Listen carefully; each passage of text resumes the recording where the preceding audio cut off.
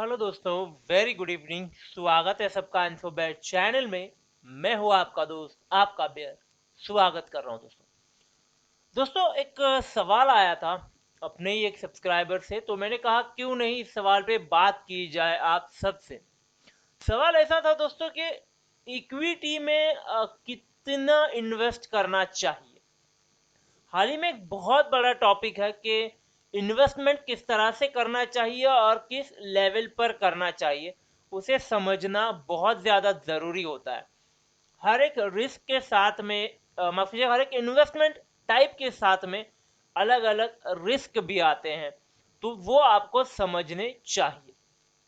For an example, अगर आप FD करते हो तो रिस्क जो है वो 0% होता है। हालांकि अगर आप 5 लाख से ज़्यादा इन्वेस्ट नहीं करते हो। हाँ, अभी बैंक का रूल है, पहले 1 लाख रुपए तक सिक्योरिटी दिया करता था, यानी अगर आप 2 लाख रुपए बैंक में इन्वेस्ट करते हो एफडी के रूप में, अगर बैंक डूब जाता है तो आपको 1 लाख रुपए रिटर्न मिल सकता है। अब वो सिक्योरिटी जो है वो बैंक ने 5 लाख कर दी है, तो 5 लाख तक रुपए जो है वो आपके बैंक में 100% सिक्योर्ड है। उससे ज़्यादा डेफिनेटली वहां पर भी एक रिस्क आ जाता है।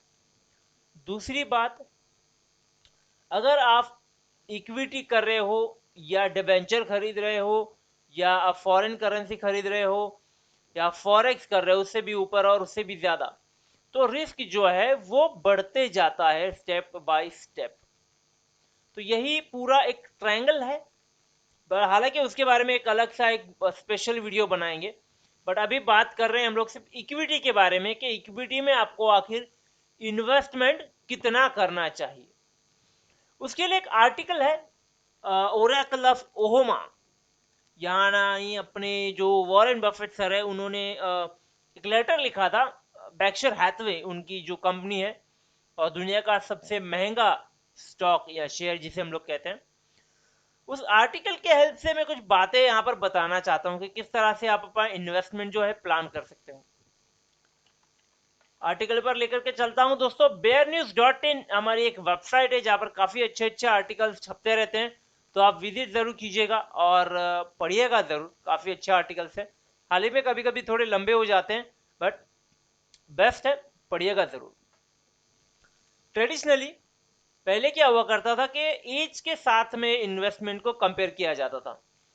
अगर आप यंग हो तो आपको ज़्यादा इन्वेस्टमेंट करनी चाहिए, अगर आप थोड़े मिडिल एज हो तो आपको संभल के इन्वेस्टमेंट करनी चाहिए, और अगर आप सीनियर सिटीजन हो तो आप कोशिश कीजिएगा आप इन्वेस्टमेंट कम से कम रखें। ऐसे क्यों कहा जाता था उसके बारे में बात करेंगे। पिछले 10 सालों से 100 ईयर्स का एज का जो रूल है, 100 एज का, वो चले जा रहा है, चले जा रहा है, चले जा रहा है। कहीं ना कहीं वो आके रुकना इंपॉर्टेंट था, और वो रुक चुका है। अभी अभी काफ़ी ज़्यादा अदर सेगमेंट भी वहाँ पर डाले गए हैं, तो उन्हें भी कंसिडर करना ज़रूरी होता है जब आप इन्वेस्टमेंट करते हो। तो पहले 100 का रूल समझ लेते हैं, वो था क्या। समझ लीजिए आपकी एज 30 ईयर्स है, तो आप जो है अपने इन्वेस्टमेंट का 70%, यानी अपने अर्निंग का 70% जो है वो इन्वेस्ट कर सकते हो, और 30% जो है वो अपने एक्सपेंसेस कैरी करने के लिए आप यूज कर सकते हो। यानी अगर आपकी एज 70% है तो आपको 30% इन्वेस्ट करना है, और 70% जो है वो आप एफडी में या फिर क्विक विड्रॉवल सिस्टम जो होता है वहां पर इन्वेस्ट कर सकते हैं, ताकि जब भी जरूरत पड़े आप इमीडिएटली इस पैसे को जो है वो निकाल सको।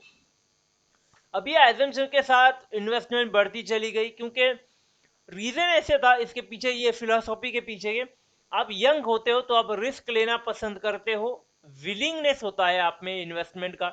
और जैसे जैसे आप सीनियर की तरफ, सीनियोरिटी की तरफ बढ़ने लगते हो, वो विलिंगनेस कहीं ना कहीं कम हो जाता है। वो रिस्क फैक्टर जो होता है वो कहीं ना कहीं आप लेना कम कर देते हो, क्योंकि आपके पास रिस्पॉन्सिबिलिटीज आ जाती है, एक्सपेंसेस बढ़ जाते हैं, और बहुत सारी अदर चीज़ें भी होती है। तो यहाँ पर एज को एक सिंगल फैक्टर मानना थोड़ी सी गलत बात है। अब ये किस तरह से, ऐसे क्यों, वो एक बहुत ही बढ़िया एग्जाम्पल के साथ यहाँ पर समझाया गया है, वो मैं आपको बताना चाहता हूँ। देखिए यहाँ पर दो बंदे दिए गए हैं, राम और श्याम। सीता और गीता भी हो सकता था, बट ठीक है, राम और श्याम के साथ काम चला लेते हैं। राम और श्याम जो है उनके साथ में एक बात की गई है कि भाई देखो, दोनों की एज जो है वो 45 ईयर्स है। अब राम की अगर बात करें तो काफ़ी अच्छी सैलरी है भाई की, और यहाँ पर उनका जो होम लोन है वो थोड़ा सा बाकी है, छोटा, या फिर इंस्टॉलमेंट छोटी छोटी जाती है, छोटी सी लाइबिलिटी है। और भाई जो है राम भाई, अभी तक शादी नहीं हुई है उनकी। दूसरी अगर साइड देखेंगे शाम की, तो शाम शादीशुदा है, 2 बच्चे हैं, 15 और 12 साल के। इनकी भी अच्छी पेइंग जॉब है, और इनकी काफ़ी ज़्यादा डेट कहूँगा मैं, लोन, होम लोन और कार लोन की डेट है। अगर इन दोनों के ऊपर हम लोग 100 एज का रूल अप्लाई करते हैं, तो राम और श्याम दोनों को 55% का इन्वेस्टमेंट करना पड़ेगा। यानी जितने भी ये लोग कमाते हैं उसका 55% इन्वेस्टमेंट में देना होगा। बट क्या यह सही होगा? बिल्कुल नहीं, बिल्कुल ये सही नहीं होगा। क्योंकि शाम की अगर हम लोग बात करें, तो इनको फैमिली का टेक केयर करना है, तो इनका विलिंगनेस ऑफ एबिलिटी, जो कहते हैं एबिलिटी ऑफ विलिंगनेस, या फिर मैं कहूँगा इसका रिस्क टेकिंग कैपेसिटी, वो कहीं ना कहीं कम हो जाता है। क्योंकि फैमिली आ जाती है, उनके खर्चे, बच्चों के स्कूल के खर्चे, घर का लोन, कार का लोन, और वापिस इधर उधर के छोटे मोटे मेडिकल एक्सपेंसेस हो जाते हैं। तो 55% शाम के लिए काफ़ी ज़्यादा हो जाएगा। वही अगर हम देखेंगे तो रैम की बात करें, तो 55% उसके लिए कुछ भी नहीं है, क्योंकि उस अकेले का खर्चा है। वो 70 to 80% भी इन्वेस्ट कर सकता है, तो 55% पे क्यों रुके? ओरेकल ऑफ ओमाहा, इन्होंने क्या कहा भाई कि हमारे वॉरेन बफेट सर के, इन्होंने एक लेटर लिखा था 2013 को अपने बैक्शर हैथवे के स्टॉक होल्डर्स को, यानी स्टेक होल्डर्स को, कि देखिएगा इन्वेस्टमेंट के तरीके होते हैं, इनमें 2 बहुत इंपॉर्टेंट है, एक तो रिस्क प्रोफाइल और दूसरा इन्वेस्टमेंट टाइम होराइजन।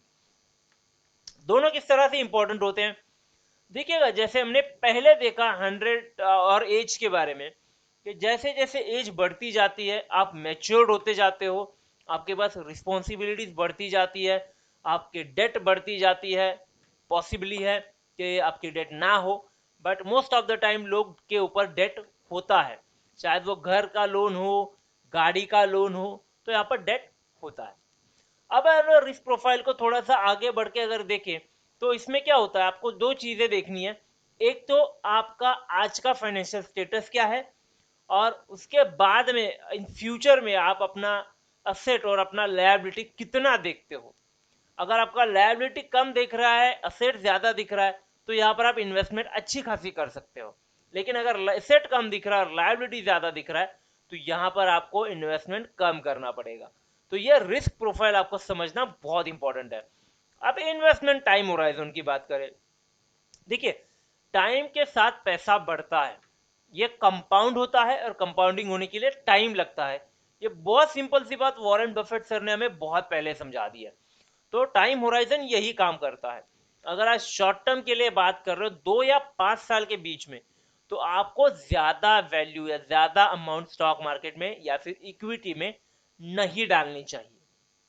और अगर आप लंबे समय के लिए सोच रहे हो, 5 साल, 10 साल, 15 साल, 50 साल, तो आप जितनी चाहे बड़ी अमाउंट यहाँ पर इन्वेस्ट कर सकते हैं। क्योंकि स्टॉक मार्केट गिरता है, चढ़ता है, गिरता है, चढ़ता है। एक समय में स्टॉक मार्केट 1000 रुपए क्रॉस किया तो काफी बड़ा हंगामा हो गया था। आज वही स्टॉक मार्केट 53,000 पे है, और अंदाजा लगाया जा रहा है कि यही 53,000 वाला स्टॉक मार्केट आने वाले 10 सालों में 1 लाख तक भी पहुंच सकता है। पॉसिबिलिटी है, होना ना होना टाइम के ऊपर डिपेंड करता है। इसलिए रिस्क प्रोफाइल और टाइम होराइजन दोनों चीजें आपको देखना बहुत ज्यादा जरूरी है। और इन दोनों चीजों को कंसिडर करने के बाद जो अमाउंट, यानी 10%, 50%, 70%, जो भी आपको सही लगे कि मेरे क्राइटेरिया में ये अमाउंट सही बैठ रहा है, वही अमाउंट आपको इन्वेस्ट करना चाहिए। जानबूझकर गलती में बिना समझदारी के ज्यादा इन्वेस्टमेंट बिल्कुल ना करें। जितना ज्यादा इन्वेस्टमेंट उतना ज्यादा रिटर्न, यह हमें बताया जाता है। जितना ज्यादा रिस्क उतना ज्यादा रिटर्न। रिस्क है तो इश्क है, देखिए ये डायलॉग सुनने में अच्छे लगते हैं, बट अगर आपके घर में फंड का शॉर्टेज है, तो कोई आपको फंड नहीं देने वाला। तो बेटर है आप अपना इन्वेस्टमेंट, अपना रिस्पॉन्सिबिलिटी, रिस्क प्रोफाइल और टाइम होराइजन को देख के और समझ के करें। ठीक है दोस्तों, आई होप मैंने आपके सवाल का जवाब दे दिया है। तो वीडियो था इक्विटी में आखिर कितना इन्वेस्टमेंट करना चाहिए। वीडियो अच्छा लगा है लाइक करना है, दोस्तों के साथ शेयर करना है। और हाँ दोस्तों, चैनल का नाम है इन्फोबेर, सब्सक्राइब जरूर कर लेना। मिलते हैं अगले वीडियो में, तब तक के लिए थैंक यू वेरी मच।